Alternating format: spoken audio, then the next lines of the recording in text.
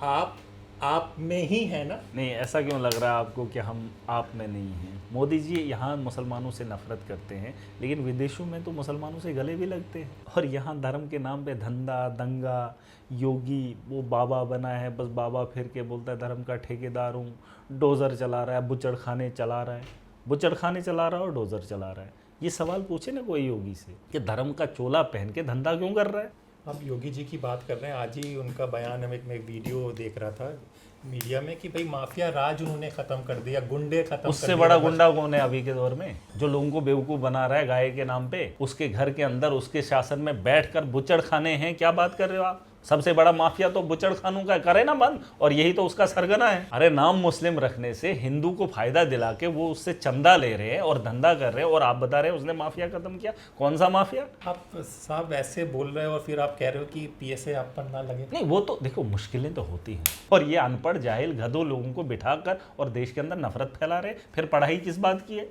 फिर यहाँ का जेनजी पढ़ क्या रहा है जिसको समझ नहीं आ रही है योगी और मोदी क्या कर रहे हैं? पर अभी तो देश को बचाना है ना, लव जिहाद, प्रॉपर्टी जिहाद, थूक जिहाद, इन सब जिहाद इतने फैल गए, अरे इनको बचाना है ना। जिहाद योगी का है, उसको रोक लो, मोदी को रोक लो, देश बेहतर हो जाएगा। ये जो है ना, ये देश को लूटना चाहते हैं, खुद बैठना चाहते हैं। आप कश्मीर से ताल्लुक़ रखते हैं, यहाँ पर कमेंट आएंगे कि भाई आप लोगों ने कश्मीरी पंडितों के साथ क्या किया, उसका क्या जवाब देखिए देंगे? इसका मैं नहीं, सही बात, हम जवाब देंगे, इसमें क्या जवाब? देखिए जिन लोगों ने किया वो गलत है।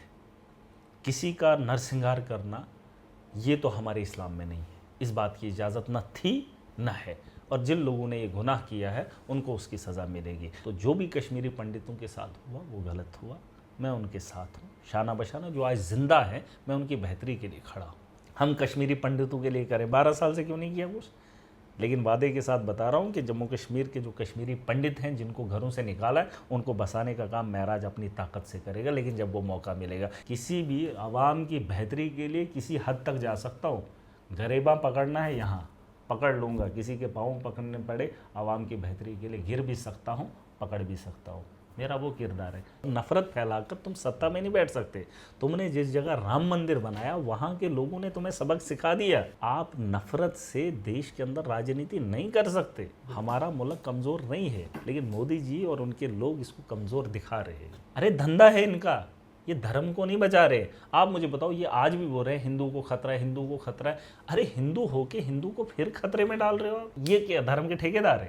भाजपा देश नहीं है, भाजपा धर्म नहीं है। हमारा मुल्क है, इसकी जिम्मेदारी हमारी है और हम इसके नेतृत्व के लिए लड़ेंगे। अरविंद जी भी खड़े हैं, हम भी लड़ेंगे। अरे जम्मू के अंदर हिंदू परेशान है, कश्मीर का हिंदू परेशान है, देश का हिंदू परेशान है, ये खुद इनसे परेशान है। बता किसको रहे हैं? अरे मुसलमानों को छोड़ दीजिए, आप छोड़ दीजिए ना।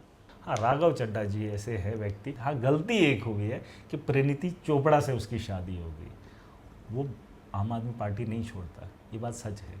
उसको छुड़वाई गई है मैडम की तरफ से। मैं राघव चड्ढा जी से मिला नहीं हूँ, लेकिन देख सकता हूँ स्मार्ट लड़का था, गलती कर गया, उधर नहीं जाना था। हमें ये पूर्व आपके विधायक तो नहीं कहना पड़ेगा ना आगे चलकर, आपके साथ ही है ना। ऐसा देखिए, मैं एक बात आपको बताऊंगा। हमारी दुकानदारी है भाई, ठीक है। आम आदमी पार्टी एक दुकान है। इस वक्त देश के अंदर बीजेपी है, कांग्रेस है, आम आदमी पार्टी। मैं किस नज़र से देख रहा हूँ आप सुन लीजिए, और ये भी आवाम को बता दीजिए। नमस्कार दोस्तों, मेरा नाम हैदर अब्बास नकवी है और आप लोग मुझको इस वक्त दा स्वतंत्र पर देख रहे हैं। हम अक्सर अपने वीडियो में कहते हैं, अगर आप जुल्म को जुल्म नहीं बोल सकते, गलत को गलत नहीं बोल सकते, तो आप भी गलत के साथ हैं।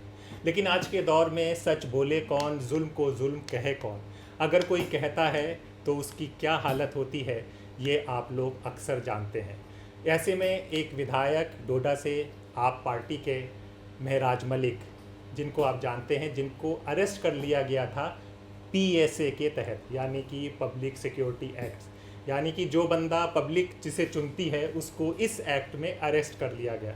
तो उनके काफ़ी 8 महीने तक चला, फिर रिहा हुए, तो हमने बराबर उनकी रिपोर्टिंग की। तो तब आप लोग ने हमें बराबर मेल करके कहा कि महराज साहब से आप बात करके बताइए और लाइव इंटरव्यू कीजिए।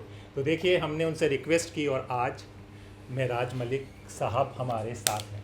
मेरा साथ सबसे पहले तो ये एक सवाल बड़ा गूंज रहा है, आप में ही है ना? नहीं, ऐसा क्यों लग रहा है आपको कि हम आप में नहीं हैं? क्योंकि भाई ऐसे ही हो रहा है कि कल तक हम जिसके इंटरव्यू लेते थे कि इस पार्टी में फिर बाद में हमें सुपर लगाना पड़ता है पूर्व टीएमसी और पूर्व ये, तो ऐसा आप नहीं में है। तो हम आपका ही लगा के चले ना। देखिए हम भी स्वतंत्र हैं जैसे आपका है, हम आज़ाद हैं, आज़ादी हमारा हक है, हमसे कोई छीन नहीं सकता है।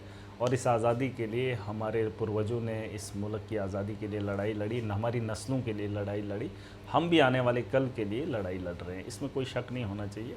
और जहाँ से हम मुस्तकबिल बेहतर बना सकते हैं उनके साथ खड़ा रहना ये हमारा शौक़ है, हमारा पेशा है। आपने कहा इस दौर के अंदर सच कौन बोलेगा, सच से लड़ेगा कौन, लेकिन सच को बर्दाश्त भी कौन करेगा, इस जुल्म को सहेगा भी कौन। सहने के लिए भी हिम्मत करनी पड़ेगी, बोलने की हिम्मत नहीं चाहिए आपकी। आप तो कह रहे थे बोलेगा कौन, है ना। मैं कह रहा हूँ कि सहने के लिए भी तैयार रहना, और हम सह कर आए हैं, हम ये चीज़ें देख कर आए हैं, हमें ये लड़ाई लड़नी पड़ेगी। हमारे पूर्वजों ने कुर्बानियाँ दी है, जानों का नजराना किया है, हमें तो मौका मिला है बात करने का, हम तो ज़ुबान नहीं खोल पाएंगे या थोड़ा सा वक्त झेल नहीं पाएंगे। गर्मी की तपिश को कभी कभार देख लेना चाहिए। अभी मैं रास्ते से आ रहा था, मैं गाड़ी को बहुत पीछे छोड़कर थोड़ा सा टहल कर आया हूँ, गर्मी को देख कर आया हूँ, बर्दाश्त करके आया हूँ। तो ये हमारा शौक़ रहा है मुश्किलों से झेलना। ज़िंदगी में अगर मुश्किलें नहीं हैं तो इंसान नहीं है भाई। आप कह रहे हैं कि आपके पूर्वज, आपका मतलब आपके पूर्वज आप मुसलमानों को नहीं नहीं नहीं नहीं नहीं नहीं नहीं, इंसानियत को मैं कह रहा हूँ। ऐसा नहीं है, देखिए आपका धर्म क्या है वो ज़रूरी नहीं है, आप जन्म किस सरजमीन पे लिए हैं वो ज़रूरी है। देखिए मुल्क का सबसे बड़ा, यहाँ देखिए कितने धर्म हैं, बहुत सारे धर्म हैं, अपना अपना त्यौहार है, लेकिन मुल्क का एक ही त्यौहार है, वो चुनाव है। तो हम उसमें एक साथ क्यों नहीं खड़े हो जाएं। जब सब लोग एक चुनाव में, एक त्यौहार में पूरा देश इकट्ठा होता है तो हम पहले उसको मनाएंगे ना। इंसानियत सबसे बड़ी है यार, इंसान को इंसानियत नहीं होगी तो धर्म नहीं है। आप फिर किसी भी धर्म को फॉलो करो, मैं नहीं मानता, क्योंकि मेरे धर्म ने भी इंसानियत सिखाई है। मैं जिस इस्लाम को फॉलो करता हूँ वहाँ पे नफ़रत नहीं है, वहाँ पे इंसानियत है, और इंसानियत का दर्स है, तालीम सिखाई है, और तालीम से इंसान इंसान कहलाता है। ऐसा नहीं है, हमें इंसानों के साथ भेदभाव नहीं होना चाहिए। आप देख लीजिए कि अल्लाह ने इंसान को बनाया है, मुसलमान को नहीं बनाया है ना। तो इंसानों के अंदर अच्छे भी होते हैं, बुरे भी होते हैं, इसका मतलब ये नहीं उसे आप धर्म से जोड़ो। मोदी जी यहाँ मुसलमानों से नफ़रत करते हैं, लेकिन विदेशों में तो मुसलमानों से गले भी लगते हैं।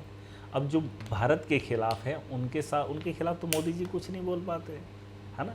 ये चीज़ भी देख लीजिए ना, जो हमारे मोदी जी के पर्सनल को नहीं मैं कह रहा हूँ, लेकिन मोदी जी जिस पोस्ट पे हैं वो हमारा देश है, हमारे देश का मतलब क्या कहेंगे आप, वो एक नाम है, उससे हम देश की पहचान करा रहे हैं। उस पोस्ट पे मोदी जी बैठे हैं, और वो लोग जो हैं, कुछ लोग वहाँ उनके मुखालिफ बोलते हैं, वो हमारे देश के मुखालिफ बोलते हैं, लेकिन मोदी जी खामोशी से देख लेते हैं। लेकिन देश के अंदर जो नफ़रत का माहौल है, धर्म की लड़ाई इस दौर के अंदर हमको नहीं लड़नी चाहिए थी, और ना लड़वानी चाहिए थी मोदी जी को, है ना। बाकी विदेशों में इस मुल्क के कितने हिंदू लोग हैं जो मुस्लिम ममालिक में बैठकर अपना काम कर रहे हैं, है ना। तो वहाँ पर भी अगर वो धर्म को देखेंगे तो फिर वो उनके देश में तरक्की थोड़ी ना होगी। और यहाँ धर्म के नाम पे धंधा दंगा, योगी वो बाबा बना है, बस बाबा फिर के बोलता है धर्म का ठेकेदार हूँ, डोज़र चला रहा है, बुचड़ खाने चला रहा है, बुचड़ खाने चला रहा है और डोज़र चला रहा है। ये सवाल पूछे ना कोई योगी से कि धर्म का चोला पहन के धंधा क्यों कर रहा है। मैं बोल रहा हूँ मेरे से तकलीफ़ होगी, हिंदुओं को होगी, क्यों नहीं होगी। अरे नहीं होनी चाहिए, बोलो बुच्चड़ खानों को उखाड़ फेंके, लोगों के घरों को उजाड़ना ये बहादुरी का काम नहीं है, इससे देश तरक्की नहीं करेगा। और नफ़रत फैलाकर तुम सत्ता में नहीं बैठ सकते। तुमने जिस जगह राम मंदिर बनाया वहाँ के लोगों ने तुम्हें सबक सिखा दिया, और 240 पे अटके हो, 400 का सपना देखते देखते राम मंदिर को बना के आप नफ़रत से देश के अंदर राजनीति नहीं कर सकते।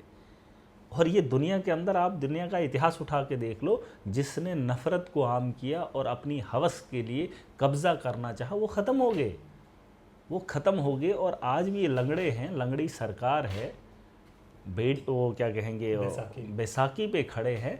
किसी वक्त भी अगर हट गई कांग्रेस या दूसरी पार्टियों के पास इतना धन होगा, उनके एमपीज़ को ख़रीद के इधर कर गए, तो मोदी जी नीचे ज़मीन पे नहीं उतरेंगे, 240 पे हैं। बाकियों को अगर ख़रीदारी हो जाएगी, अडानी अंबानी कांग्रेस बाकी विपक्ष सारा इकट्ठा हो जाएगा, तो मोदी जी आपको लगता है प्रधानमंत्री होंगे। ये जो बड़ा सा कार्यकाल बता रहे हैं, क्या कार्यकाल है, लेकिन ये काम नहीं होगा। देश के लोग आपको वोट की ताकत से नीचे ज़मीन पर उतारेंगे, जिन लोगों ने आपको बनाया। लेकिन देश के साथ जो आपका व्यवहार हो रहा है बाकी ममालिकों का, जहां आपको लड़ना चाहिए, ताकतवर से लड़ना चाहिए था, अरे छोटे छोटे लोगों से लड़ कर क्या दिखा रहे हो। देखो लड़ाई कैसे लड़ते हैं, ईरान ने लड़ा ना, ईरान ने लड़ा। ईरान हमको सस्ता तेल दे रहा है लेकिन उसके साथ खड़ा नहीं हुआ, है ना।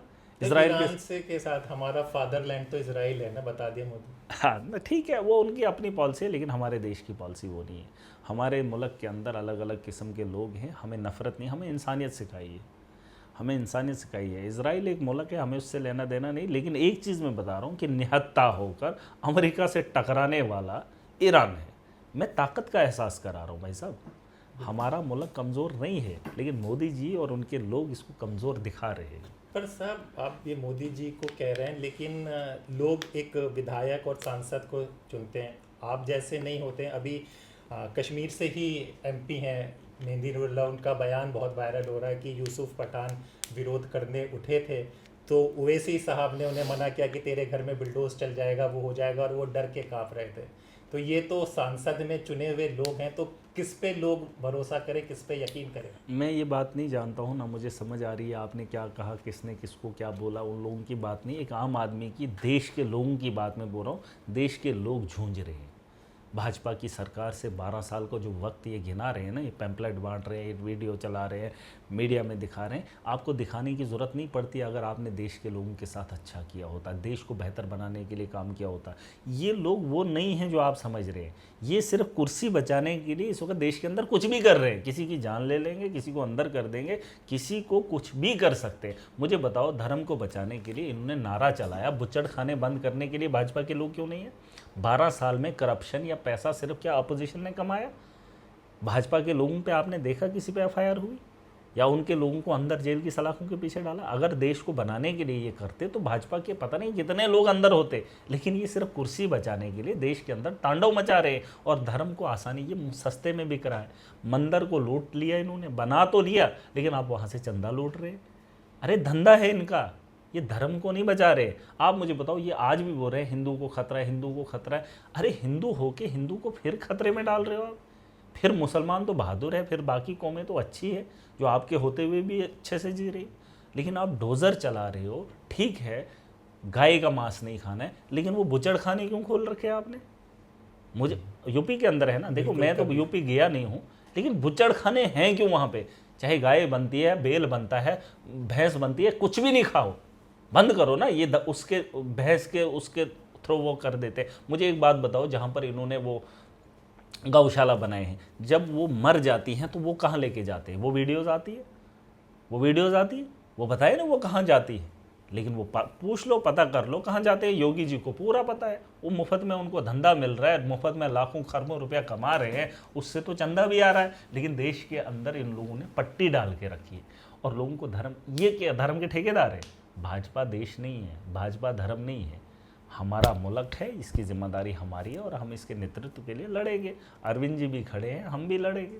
आप योगी जी की बात कर रहे हैं, आज ही उनका बयान मैं एक वीडियो देख रहा था मीडिया में कि भाई माफिया राज उन्होंने ख़त्म कर दिया, गुंडे खत्म कर दिया। उससे बड़ा गुंडा कौन है अभी के दौर में, जो लोगों को बेवकूफ़ बना रहा है गाय के नाम पे? उसके घर के अंदर उसके शासन में बैठकर बुचड़ खाने हैं, क्या बात कर रहे हो आप? सबसे बड़ा माफिया तो बुचड़ खानों का, करे ना बंद, और यही तो उसका सरगना है।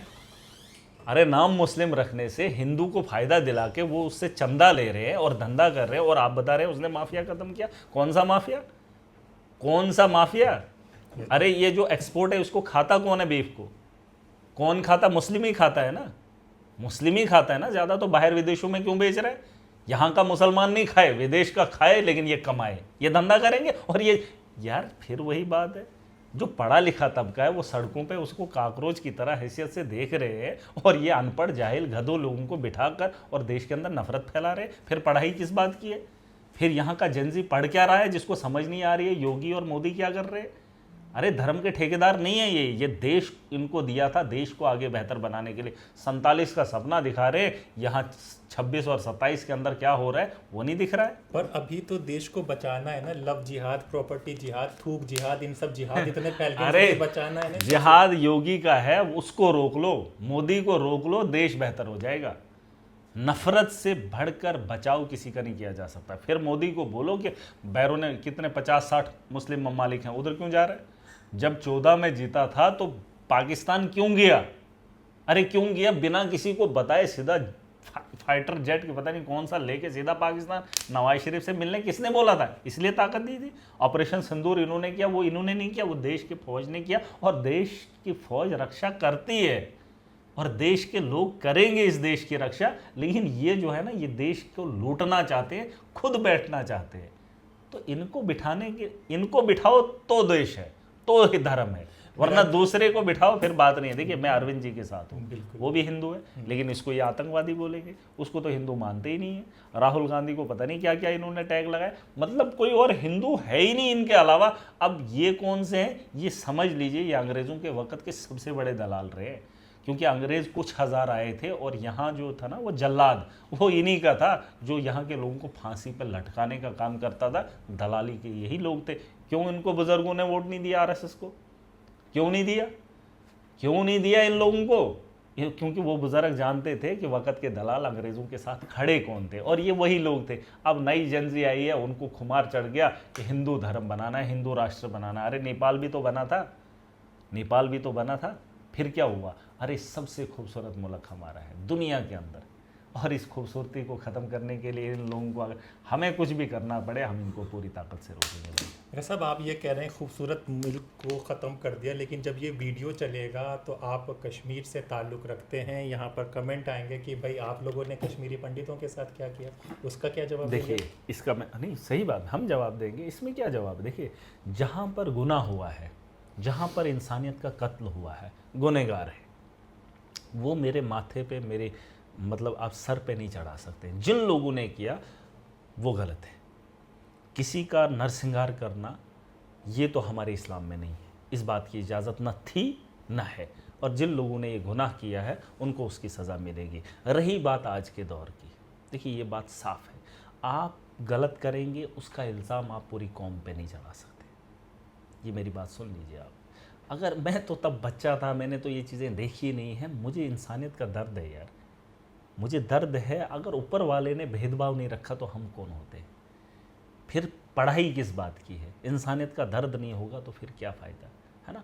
तो जो भी कश्मीरी पंडितों के साथ हुआ वो गलत हुआ, मैं उनके साथ हूँ। शाना बशाना जो आज ज़िंदा है, मैं उनकी बेहतरी के लिए खड़ा हूँ, इसमें कोई दो राय नहीं। चाहे वो देश का कोई भी देश का नागरिक हो यार। अभी मैं दिल्ली में आया हूँ, यहाँ अगर JK-02 कोई गाड़ी देखूँ ना, वो कोई भी होगा ना, मैं उसके पीछे भागूंगा यार। ऐसा नहीं है, दिल ऐसा नहीं है, और मैं वैसा तो हूँ नहीं। मैं इंसानियत और इस मुल्क की बेहतरी के लिए कुछ भी कर जाऊँगा। हाँ, जिन लोगों ने गलत किया है वो गलत है, और अगर उन्हें आज भी सज़ा मिल सकती है तो ज़रूर देंगे। और अगर मेरे हाथों से लिखी होगी, यकीन मानिए आपका इंटरव्यू होगा और उन्हें उस सज़ा ज़रूर। और ये कह रहे हैं ना हम कश्मीरी पंडितों के लिए करें, 12 साल से क्यों नहीं किया कुछ? लेकिन वादे के साथ बता रहा हूँ कि जम्मू कश्मीर के जो कश्मीरी पंडित हैं, जिनको घरों से निकाला है, उनको बसाने का काम महराज अपनी ताकत से करेगा। लेकिन जब वो मौका मिलेगा, ये लोग तो कर नहीं पा रहे, इन्होंने उनको कॉलोनियाँ दी। अरे उनको घरों को भेजो, ये मैंने कहा था, जहाँ उनकी ज़मीन थी, जहाँ उनके पूर्वज रहते थे, वहाँ उन इलाकों में, उन गाँवों में उनको जाने का मौका नहीं। कॉलोनियाँ बनाएंगे, फ़ौज की तरह एक कॉलोनी में रखेंगे, क्या फ़ायदा फ्लैट दे रहे हो? आप होते कौन हो उनसे उनके वो अधिकार छीनने के? 20-30 साल के बाद जा रहे हैं तो एक वहाँ पर फौज के अंडर रहेंगे तो वहाँ ज़िंदगी, वो ज़िंदगी है इनकी? अरे उनकी ज़मीनें दे दो, उनके जो मकान हैं वो दिला दो, और उसके लिए तो तुम्हारी तड़ है नहीं। महराज करेगा और मैं उनको फिर से वापस उन पूर्वजों की उन जगहों पे लेंगे जहाँ हिंदू भी था, मुसलमान भी था, वहाँ आराम से जिएंगे। और ये मैं कर सकता हूँ, ये मैं कर सकता हूँ। मेरा साहब, अभी मैं आ रहा हूँ तो कुछ वक्त से मैं वो देख रहा हूँ कि जम्मू में एक कर रहा है कि वो कह रहे हैं कि कश्मीर को बहुत कुछ मिल जाता है, हम लोगों को निगलेक्ट किया जा रहा है इसको लेकर। सारे अगर 100 रुपये आते 50 में हम लोग कुछ कर नहीं पाते, सब चीज़ें लेकर, और कश्मीर वाले यहाँ पर सब प्रॉपर्टियाँ लेते हैं, सब बसते चले रहे, हमारा नुकसान हो रहा है। देखिए, ये राजनीति है। अब ये कौन लोग हैं, क्या है, हो भी सकता है, हो भी रहा है, ऐसा नहीं है। लेकिन बीजेपी ने देश के अंदर ही कुछ नहीं दिया। आप जम्मू और कश्मीर की क्या बात करें, इधर जब देश के अंदर ही कुछ नहीं है, वहाँ की लड़ाई कैसे बात कर रहे हैं आप, है ना?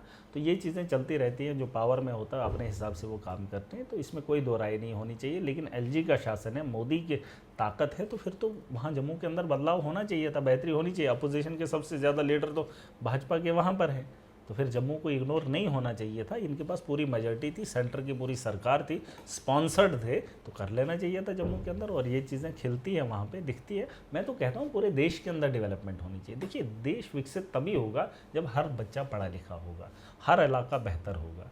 अब जब आंकड़ा बनाते हैं, सेंसस होता है, तो उसमें ये चीज़ें होती हैं। तो आप किसी को छोड़कर देश को तरक्की याफ्ता नहीं कर सकते। यहाँ हम आपको सबको साथ लेके चलना पड़ेगा। मोदी जी का तो वो आता है ना महीने में मन की बात। अरे मन की बात ये नहीं है, नफरत आप ज़मीन पे फैला रहे हो, आरएसएस के थ्रू घर घर तक मैसेज पहुंचवा रहे हो। तो आपको क्या लगता है ये देश आपको माफ़ करेगा? देखो, सोचो आप 14 में क्या थे, 19 में क्या थे, और 24 में कहाँ पहुँच गए। अभी भी आपको लगता है कि नफरत से हम राजनीति करेंगे? 92 में आपने कांड किया था, उससे पहले आरएसएस का संगठन बना था। तो इतने सालों के बाद 100 साल लगे हैं लगभग, तो आपको इक़्तिदार मिला है। और जब छूटोगे ना, बरसों बरसों तक तुम्हारा नाम लेने वाला कोई नहीं होगा। तुम्हें लगता है एक बार कहीं हट जाओगे ना, लोगों की हट गई, तुम हट गए, तो इस मुल्क के अंदर तुम्हारा वजूद बाकी नहीं होगा। जो हालात पहले थे उससे बदतर हो जाएंगे, गुमनाम हो जाओगे। तो बेहतर है कि देश के अंदर आए, देश का मुस्तकबिल बेहतर बनाने के लिए काम करो। अपनी कुर्सी बचाने के चक्कर में आप नफ़रत मत फैलाइए, इकट्ठा रखिए अच्छे से। हिंदू भी, मुसलमान भी, सिख भी, ईसाई भी। अरे लोग जीना चाहते हैं, तुम जीने का अधिकार किसी से छीनोगे? आपको नहीं लगता है कि जब सुसाइड होता है, आपने भी देखा होगा, हाँ जी इतने बच्चों ने सुसाइड किया, पेपर लीक हो, उन्होंने मेहनत की थी, वो परेशान थे, वो आखिरी रास्ता होता है सुसाइड करने का। आपको क्या लगता है कैसे उसने उसी वक्त उठ के तो सुसाइड कर लिया? उसके पीछे बहुत सारी वजह होती है। लेकिन आप नफ़रत को मत इतना फैलाइए कि वो एक दिन वो इतनी ताकत बने कि आपका नामो निशान मिटा दे, आपकी हैसियत ख़त्म हो जाए। तो आप उसको आराम से उसको सलाह दे के जीने का अधिकार सिखाइए। आप छीनने की कोशिश मत करिए। जो दुनिया के अंदर आया है उसे जीना है, चाहे वो इज़्ज़त कीजिएगा, चाहे वो नफ़रत कीजिएगा। लेकिन मैं तो चाहता हूँ इज़्ज़त के जीने के उसका अधिकार मिलने चाहिए। आप उससे मत छीनिए, क्योंकि दुनिया को सब ने छोड़ना है, और छोड़ने से पहले इंसान को अपनी ज़िंदगी जीने दीजिए। आप कह रहे हैं, लेकिन जो सरकार कहती है कि भाई 70 साल से सुष्टीकरण हुआ, मतलब कि मुसलमानों का फेवर में किया गया, वक्फ बोर्डों को दे दी गई हैं। अरे इसके अलावा काम नहीं है। हिंदू को दे देना ये ठीक है, मुसलमानों ने 70 साल खा लिया, ठीक है भाई, आपने भी खाया, मैंने भी खाया, दूसरे ने, मुसलमानों ने खा लिया। हिंदुओं को दे दें, कितने बाकी हिंदू हैं? 100 करोड़ तो हैं। अरे 100 करोड़ हिंदू तो हैं, तो बाकी हिंदुओं को दे दें। ये क्या बोल रहे हैं तुष्टीकरण? इन्होंने रखा ही क्या है? अरे बोलो ना इनको, हिंदू जो बाकी हैं, ठीक है 100 करोड़ हिंदू है तो दे दो ना हिंदू को। हम अपना कुछ सट्टा गुट्टा करवाएंगे, फिर हम कोई एनजीओ शेनजीओ चलाएंगे देश के अंदर, और क्या करेंगे, लेकिन हिंदुओं को तो दे दो। अरे जम्मू के अंदर हिंदू परेशान है, कश्मीर का हिंदू परेशान है, देश का हिंदू परेशान है, ये खुद इनसे परेशान है। बता किसको रहे हैं? अरे मुसलमानों को छोड़ दीजिए, आप छोड़ दीजिए ना, आप तो कर ही रहे हैं वैसे। इनको बोलो बर्मी मुसलमानों को इधर क्यों रखा है? ये जो बर्मा के आए, म्यांमार के, क्यों रखा है तुमने इनको? अगर नफरत है तो बाहर के लोगों को, हम बांग्लादेशियों को बर्दाश्त नहीं करेंगे जो 47 के बाद आए। अरे तुमने तो 14 के बाद लाए हैं ये। मैं नहीं चाहता हूँ बर्मा के लोग यहाँ पर आए, मैं नहीं चाहता हूँ कि पाकिस्तान के लोग आज यहाँ पर आए। क्यों? हमारी ज़मीनें मैं भाई को देने को तैयार नहीं, मैं बाप को हिस्सा देने के लिए तैयार नहीं, तो मैं इनको दूँ? बर्मा के लोगों को उठाकर यहाँ पे बिठाने का काम मोदी जी ने किया, और वहाँ उनको कुछ नहीं बोलेंगे, वो मुसलमान चाहिए, लेकिन राजनीति करनी है ना। और सोचो कि ये मोदी के दौर में कितना हुआ जी। वो मुसलमान नहीं है, क्यों भेजा उनको? जब पहले वाले ज़्यादा थे, पहले वाले ज़्यादा मुसलमान थे, तो नए लाने की क्या ज़रूरत थी भाई? अभी मुसलमान जो यहाँ रह रहा है बसरा, उसको निकालने में मुश्किल होगी, क्योंकि सवाल पूरी दुनिया के अंदर उठेंगे। लेकिन जिनको हम निकाल सकते थे उनको भी नहीं निकाल रहा है ना। बर्मा के लोगों को यहाँ से निकालेगा, पूछेगा कोई नहीं पूछेगा। मुसलमान यहाँ का खुश हो जाएगा, निकाल लिया। अरे मैं भी बोल रहा हूँ उनको निकाल लो, निकालने का काम तो शुरू करो उनको। तुम कह रहे हो कि मेरा वजूद यहाँ है, मेरा जन्म यहाँ है, मेरी ज़मीन यहाँ पर है, तुम मेरे बारे में सोच रहे हो? जिसका कुछ है ही नहीं, पहले उसको निकालो। उसको तो तुमने बैठने की जगह दे दी देश के अंदर, गंदगी फैलाने के लिए उसको तो आपने चौराहे पे ठेला लगाने के लिए दे दिया। मच्छी बेचता है वो, उस मुसलमान को मुझे यहाँ नहीं चाहिए। वो आप उसको निकालने का पहले काम कीजिए, फिर बाद में हमारे मुसलमानों के बारे में सोचना जो इस देश का है। यहाँ पर ज़मीन का चप्पा आप अपने भाई को नहीं देना चाहते, तो ये लोग सोचते हैं कि हम किसी और मुल्क के लिए, किसी और दुनिया के लिए जीना चाहते हैं। हम दुनिया के अंदर आए, इस सरजमीन में हमारा वजूद है, यहाँ हम पले बढ़े हैं और हमारा मुस्तकबिल यही मुल्क के अंदर तय होगा। और इस दुनिया के अंदर जितना भी आइन है, जितने भी मुल्क हैं, सबसे बेहतरीन मुल्क हमारा है। तो इस भरम में ना रहे। 40 करोड़ 30 करोड़ मुसलमानों को निकालना, मोदी जी क्या बात कर रहे हैं? वो सपने भी झूठे दिखा रहे हैं, बात भी झूठी कर रहे हैं, और लोगों को बेवकूफ़ बनाने में उससे बड़ा माहिर कौन है? क्या करोगे? आपको क्या लगता है? आपको क्या लगता है ऐसा मुमकिन है? मुझे बताइए, गाज़ा के अंदर दुनिया का सबसे ज़्यादा बारूद बरसाया गया, मेरे डिस्ट्रिक्ट के बराबर भी नहीं है। अरे नस्लों को ताकत से ख़त्म नहीं किया जाता है। आप देख लीजिए ना, देख लीजिए गाज़ा के अंदर जितना मेरा डिस्ट्रिक्ट है ना, जहाँ मैं डोडा का हूँ, ज़मीनी एतबार से उतना ही गाज़ा है, और उस पर दुनिया का सबसे ज़्यादा बारूद बरसाया गया, लेकिन वो नस्ल अभी भी ज़िंदा है ना। खात्मा आप नहीं कर सकते। और आप यहाँ 40 करोड़ लोगों को निकालने की बात कह रहे हो, बीजेपी करेगी, और खुद लंगड़े बैठे हो, और तुम्हें क्या मारने का लाइसेंस देना है? इंसानियत का कत्ल क्या हिंदू धर्म चाहता है? अरे मैं उनके घरों में बैठा हूँ, हम आज भी खाना खाते हैं यहाँ होटल पे। जब जाता हूँ मैं नहीं पूछता हूँ ये कौन है, अरे खाना खाने जाता हूँ। चाय यहाँ पर बोल रहा था एक बंदा, कल मैं बैठा था होटल में, मैंने वहाँ बोतल थोड़ी सी आधी पी थी, किसी ने बोलता है ये झूठी है। मैंने बोला यार जो खाना बनाने वाला, हमने क्या पूछा उसको ये झूठे में दे रहा है कि नहीं दे रहा है ना। तो मैंने बोला पानी है यार, प्यास लगी है, पी ले, किसका भी ये झूठा, क्या फ़र्क पड़ता है ना। अरे हम वो लोग हैं, हम जीना चाहते हैं, और ये लोग बेवकूफ़ बना रहे हैं। ये चीज़ें नहीं चलेंगी भाई साहब। आप साहब ऐसे बोल रहे हो और फिर आप कह रहे हो कि पीएसए आप पर ना लगे। नहीं, वो तो देखो मुश्किलें तो होती हैं, है ना, संघर्ष करना पड़ेगा। यहाँ तो पंडित जवाहरलाल नेहरू हूँ, गांधी हूँ, है ना, बहुत सारे लोगों ने देश के अंदर कुर्बानियाँ दी हैं। ऐसे नहीं है, कुर्बानियों के बगैर कोई भी रेवोल्यूशन नहीं आता है। आपको क्या लगता है? आपको लगता है अगर सस्ते में आ जाएगा तो ठीक है भाई साहब, मुझे भी दिखा दीजिए। तो अगर नहीं आता है तो संघर्ष मुझे करने दीजिए। मैं लड़ाई लड़ रहा हूँ, और ये हिस्से की लड़ाई है, अपनी ज़िम्मेदारी निभा रहा हूँ। देखिए आज हूँ, कल ऊपर उम्र ज़िंदगी चलेगी, 50 साल का, 60 साल का, 80 साल का, बूढ़ा होकर मर जाऊंगा यार। अगर ज़िंदगी होगी बुढ़ापे तक, ज़िंदगी का तो भरोसा वैसे ही नहीं है। अभी यहाँ देश के अंदर पता नहीं कितने लोगों का हार्ट अटैक हुआ होगा, कितने पता नहीं सर्जरी होके मर रहे होंगे, कितने एक्सीडेंट में मर रहे हैं। क्या फ़र्क पड़ता है? दुनिया में लोग आते जाते रहते हैं, लेकिन फ़र्क उसका पड़ता है, जैसे आप लोग मुझे जानते हैं, मैं जम्मू कश्मीर से, है ना, पहचान तो है ना यार, बंदे ने कुछ किया है। भाई ज़िंदगी करना है, ज़िंदगी में कुछ ना कुछ। मैं ज़िंदगी में कुछ करना चाहता हूँ ताकि मुझे लोग अच्छे नाम से याद करें। मेरा नाम ऐसा नहीं हो कि मुसलमानों की नज़र से देखें इसने मुसलमान नहीं, इसने इंसानियत के लिए किया है, इसने देश के लिए काम किया, इसने वक्त के हालात से, जैसे जो मैं जेल में था, जेल से बाहर आया तो लोगों ने कहा कि वहाँ पे पहले मुझे किसी ने कहा आप किताबें पढ़ लो। मैंने बोला भाई साहब किताबें पढ़ने का टाइम अपने पास नहीं है। अपने को वक्त के हालात में तारीख़ लिखने का है, वक्त के हालात से लड़कर वक्त के हालात को बदलना है, उसे लिखेगा महराज, ताकि लोग पढ़ें। मेरे को पढ़ने का नहीं है गांधी ने क्या किया उस दौर में, उस वक्त वही ज़रूरत थी। अब गांधी को पढ़ के मुझे अपना वक्त ज़ाया नहीं करना है। ठीक है उसने उस दौर में किया, मैं उस दौर का हिस्सा नहीं हूँ। मैं इस दौर का हिस्सा हूँ जहाँ मोदी का शासन है, इनकी तानाशाही है, इनका खात्मा देश को करने का है। मैं इनके खिलाफ खड़ा हूँ देश को बचाने के लिए, लोगों को बेहतर ज़िंदगी देने के लिए, और आज मुझे लड़ना है। वक्त का इतिहास तो महराज लिखेगा। जब 2026 की बात होगी, 2050 के अंदर महराज का नाम गूंजेगा। वक्त की सरकार थी, अरविंद केजरीवाल जैसे लोग थे, एक संगठन चला था। हमारा संगठन है, हमारी पार्टी नहीं है। हमारा विजन है देश को बचाना, मोदी के शासन से, लोगों की तानाशाही से, इनकी तानाशाही से इस मुल्क को बेहतर बनाना, वो हमारा काम है यार। मुझे किसी ने कहा कि आप पार्टी को बढ़ा रहे हैं, हम पार्टी को नहीं बढ़ा रहे हैं, हम देश को आगे बढ़ाना चाहते हैं, देश के मुस्तकबिल को बेहतर करना चाहते हैं। ये हमारा विज़न है, और मैं उस विज़न के साथ खड़ा हूँ। पर साहब लोग पूछेंगे, क्योंकि दिल्ली में आम आदमी पार्टी हुई है, कि आप ये जो बोल रहे हैं ये पार्टी की लाइन तो लोग नहीं मानेंगे, क्योंकि पार्टी को आपके सॉफ्ट हिंदुत्व पार्टी कहा जाता है, मुसलमानों से दूर कहे जाते हैं। आप इतना खुलकर बोल रहे हैं चीज़ों का। देखिए पार्टी कौन सी, हमारी पार्टी बोल रहे हैं? आपकी पार्टी? हमारी पार्टी क्या है?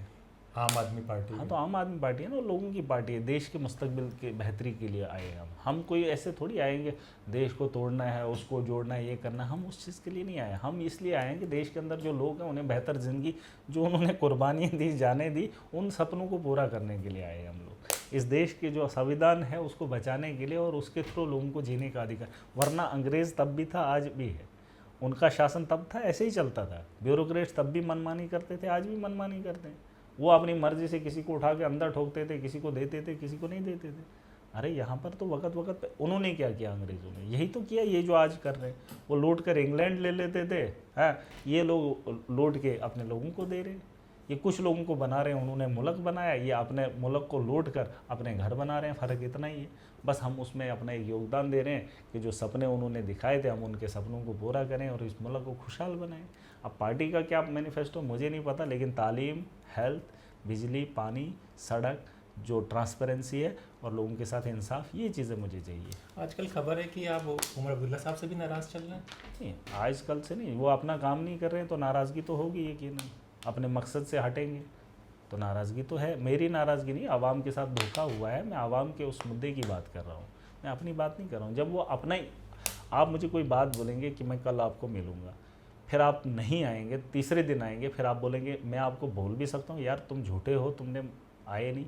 बोलोगे यार काम है, यार ये कैसा काम है, एक बंदे को आपने इंतज़ार करवाया, ये चीज़ मैं पूछ सकता हूँ ना। वही बात उमर अब्दुल्ला की है, 2 साल हो गए, उसने खुद ही अपनी बात रखी थी, मैनिफेस्टो रखा था, उस पर खुद नहीं उतर रहा है, आप मुझसे सवाल कर रहे हैं। अरे उसको पूछो ना, तुमने मैनिफेस्टो रखा था, उस पर काम क्यों नहीं कर रहा है?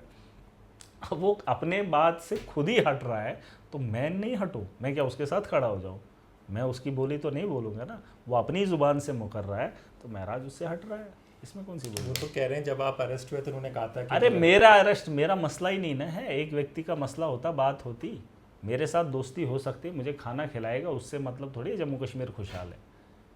मेरी दोस्ती से बेहतर है आवाम के जो वादे हैं वो पूरे करे ना। बिजली में उसने कहा 200 यूनिट दे ना फ्री, अरे 500 रुपया उससे पहले सरकार से आता था, आज तो 50,000 आ रहा है। पूछो ना इनसे, मैं झूठ बोल रहा हूँ? अब मुझे बताओ, जिसने 200 यूनिट का सपना दिखाया, 500 की जगह 5,000, 10,000, 50,000 बिल आ रहा है, तो वैसे उमर अब्दुल्ला को क्या करूँ? वैसी कुर्सी पे बैठे एक आम आदमी परेशान है इस वक्त गाँव के अंदर, उसको बिल आ रहा है, मीटर अभी लगा ही नहीं है, फ्लैट रेट नहीं, पता नहीं कितना, मैं कह रहा हूँ 50 गुना 100 गुना ज़्यादा आ रहा है। तो वैसे उमर अब्दुल्ला को क्या करूँ यार? मैं अगर यहाँ दिल्ली के अंदर अरविंद जी के साथ बैठा हूँ, इसने दिल्ली के अंदर 200 यूनिट फ्री दिया, मुझे जम्मू कश्मीर के अंदर पावर प्रोजेक्ट है, मुझे चाहिए, मेरा हक है यार। मेरे लोगों को नौकरियां नहीं दी, हमारी ज़मीनों का कबाड़ा कर दिया है ना, पैसा दिया, और बिजली बाहर बेचेंगे और मुझे लोगों को बिना बिजली के बिलों के अंबार लगाएंगे, और मैं उमर अब्दुल्ला से सवाल ना पूछूं, वो मेरे लिए ट्वीट करेगा, मैं उसके साथ, मैं इतना घिरा हुआ आदमी नहीं हूँ।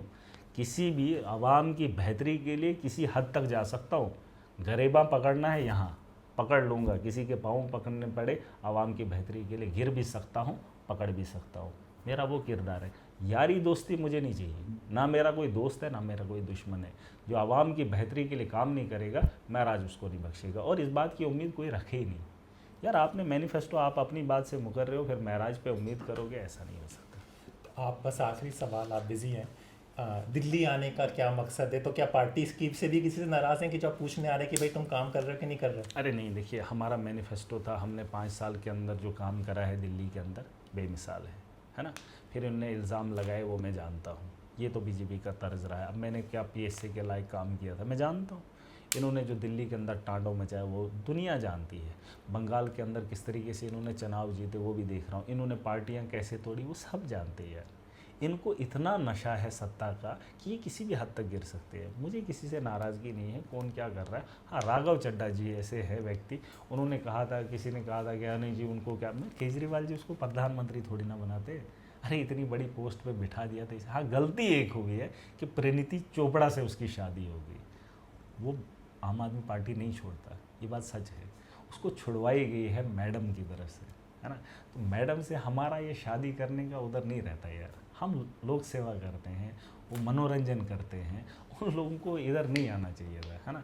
वो अलग ज़िंदगी जीते हैं, हमारी अलग लाइफ है, हमारा स्ट्रगल है, उनका, है ना, वो क्या बोलेंगे उसको, क्या बोलते हैं, शौक, हाँ एंटरटेन, वो एंटरटेन करते हैं यार। हम मकसद से है, तो ये जब मकसद और एंटरटेन बीच में आ गया ना, तो मैडम माया का थोड़ा सा वो प्रेशर आ गया। तो मुझे लगता है ज़िंदगी जीने के लिए उन्होंने उसको थोड़ा, मैं राघव चड्ढा जी से मिला नहीं हूँ, लेकिन देख सकता हूँ स्मार्ट लड़का था, गलती कर गया, उधर नहीं जाना था। देखो बड़े लोगों के साथ रिश्ता जोड़ोगे तो फिर मुश्किलें तो आएंगी, अपने ज़िंदगी के मकसद आपको बदलने पड़ेंगे, आपको वो चीज़ें छोड़नी पड़ेंगी, है ना। कहीं आम परिवार में की होता है, वो बोलता है मैंने ज़ीरो से शुरू किया, ठीक है, तो हीरो से शादी करने को थोड़ी बोला था, ज़ीरो से तो उठा था, तो हीरोइन से किसने बोला था शादी करने को? अरे लड़कियां और नहीं थी क्या अपने इलाके के, अपने परिवार में, दिल्ली में कमी थी क्या? हीरोइन के साथ रिश्ता जोड़ दिया, राजनीति में गंदा खेल कर दिया, खेला कर दिया, 8-9 लोगों को उठा के ले गया, ये गलत बात है, ये अच्छी बात है। इस जवाब से आप फंस सकते हैं, लोग कहेंगे कि हम महिलाओं के बारे में गलत नहीं, कह महिलाओं के नहीं बारे में नहीं कह रहा हूँ मैं, ये नहीं कह रहा हूँ, उसको ये नहीं करना चाहिए था ना। मतलब हीरोइन के साथ शादी करके तो फंस गया ना, वो तो अपने काम को क्या करेगा, उसका अपना काम है, इसका अपना काम है। मैं कौन सा फंस रहा हूँ भाई? उसके अलावा मैंने कहा औरत थी ना, लड़कियाँ थी, बहुत सारी थी, हीरोइन का अपना काम रहता है।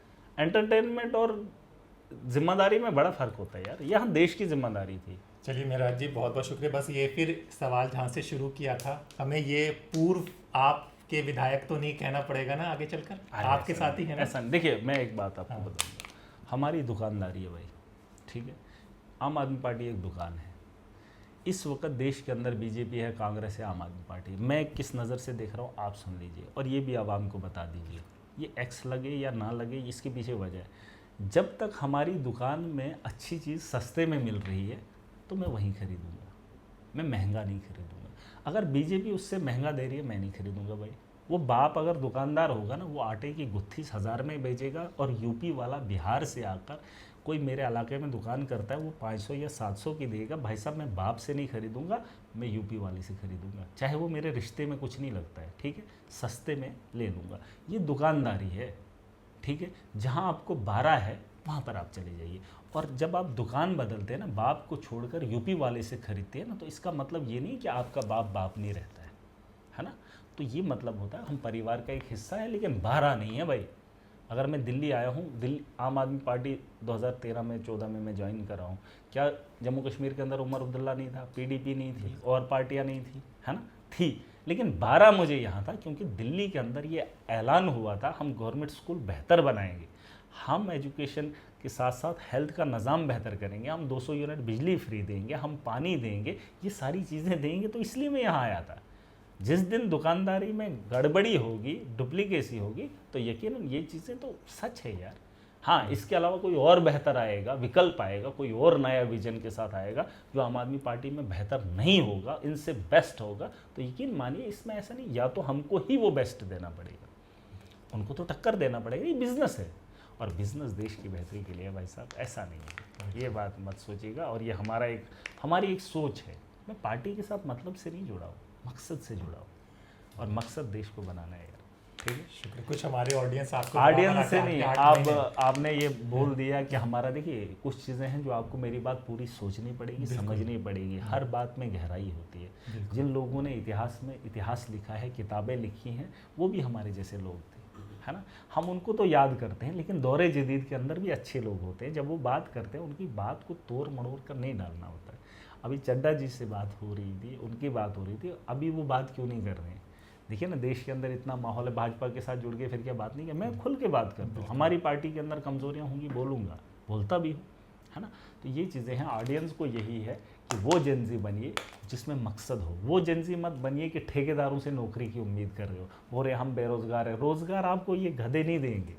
आप गधों को कुर्सियों पे बिठा रहे हो, फिर उम्मीद कर रहे हो कि गाय वाला दूध देगा, वो कहाँ से देगा? वो लात देगा, है ना। तो ये लात देने वाले लोग हैं, इसलिए उस कुर्सी पे खुद आइए। वो कौन सी तालीम है जिस तालीम से आपको ये समझ नहीं आ रहा है भाई साहब कि आपको शादी कब करनी है? पहले तो जेंजी को मेरा ये सवाल है, ये कौन सी पढ़ाई है? 18 साल 12 साल लगा लेते हो, शादी करने का टाइम का समझ नहीं आ रहा है, तो वो देश के अंदर कैसे बेहतर माहौल बने? और दूसरी बात, आप ऐसे लोगों को वोट देकर बिठा देते हो, फिर इनसे उम्मीद करते हो, मतलब गधे को बिठा दिया, दूध की ख्वाहिश कर ली, सुबह बोलेंगे ये इससे दूध निकलेगा, अरे कहाँ निकलेगा यार। तो ये चीज़ें समझना पड़ेगा, जेंजी को खड़ा होना पड़ेगा। जैसे मैं जेंजी का हिस्सा हूँ, लेकिन मैं स्कूल गया, मैं पॉलिटिक्स में आया, इसके लिए फार्म कोई भरता ही नहीं है जेंजी। अरे पॉलिटिक्स में आ जाओ, चुनाव में खड़े हो जाओ, पार्टी ठप्पा नहीं है यार। मैं इंडिपेंडेंट जीत कर आया, मैंने एक ही पार्टी से चुनाव लड़ा है, वो 2024 का। 24 में मैंने MP लड़ा था इंडिपेंडेंट। अरे लड़ना पड़ेगा, इस पोस्ट के लिए क्यों नहीं आ रहे हो? बस जेंजी नारे देंगे इनके खिलाफ, हम इंसाफ चाहते हैं। ये क्या देंगे इंसाफ? वही बात है ना, वोट ही गलत दिया है, वोट खुद को दे दो। अब लड़ने के लिए खुद तैयार हो जाओ। जब उस मुकाम पे, जैसे मैं हूँ, आज मैं MLA बन गया, अपने इलाके के लोगों को लिए जो मुझे अच्छा लगता है मैं कर रहा हूँ, है ना।